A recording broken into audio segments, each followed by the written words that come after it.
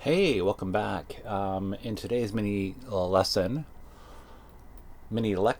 we're going to be talking about the phenomenon known as the annotated bibliography. Your first question, as always, will be, of course, what is an annotated bibliography? In short, it is a list of citations to books, articles, and other documents.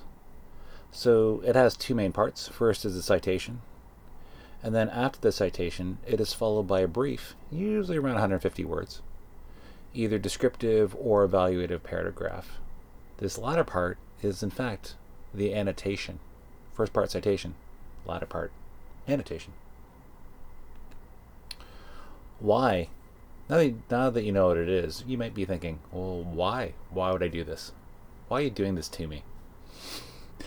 The reason we have an annotated bibliography is to inform the reader, whoever that may be, of the relevance, accuracy, and quality of the sources cited.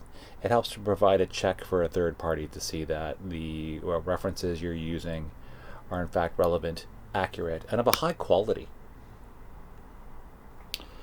Some of you may think, oh, this seems a lot like the abstract that you often find on top of a academic article. True. However, there's a slight difference. An abstract is a purely descriptive summary found at the beginning of journal articles or periodical indexes. Purely descriptive. The annotation, instead, my friends, is both descriptive and critical.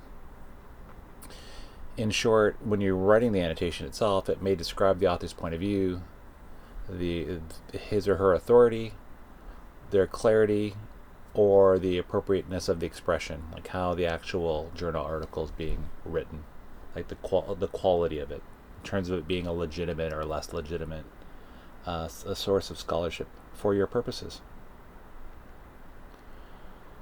There's, of course, a process to writing the annotated bibliography. To create one, you need a variety of different intellectual skills. You want to be able to concisely write something.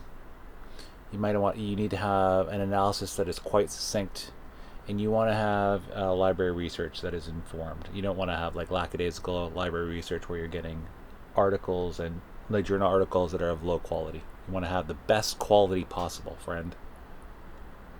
I'll go more specifically into different steps.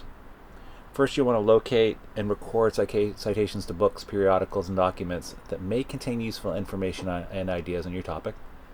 So find the sources and record the citations. Briefly examine and then review the items is number 2. You want to actually look through it before you write your annotation. That would help.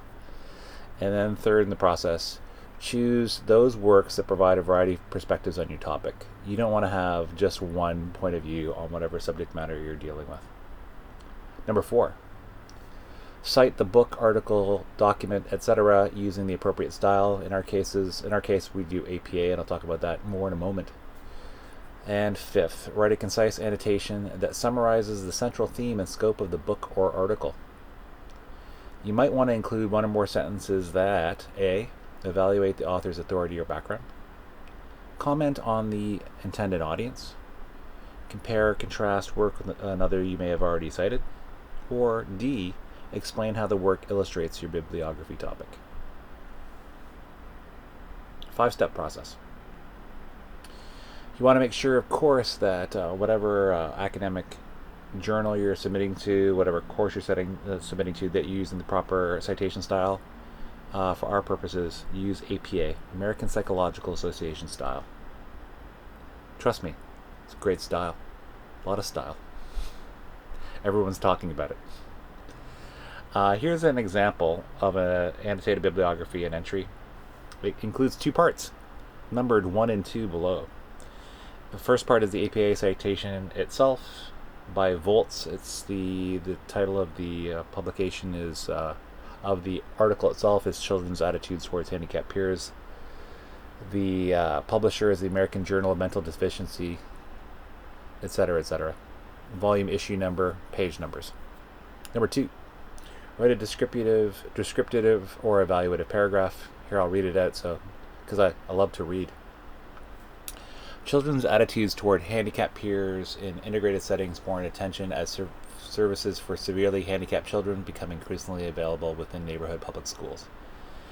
A factor analysis of attitude survey responses of 2,000 plus children reveal 4 factors underlying attitudes towards handicapped peers: social contact willingness, deviance consequentiation, and 2 actual contact dimensions.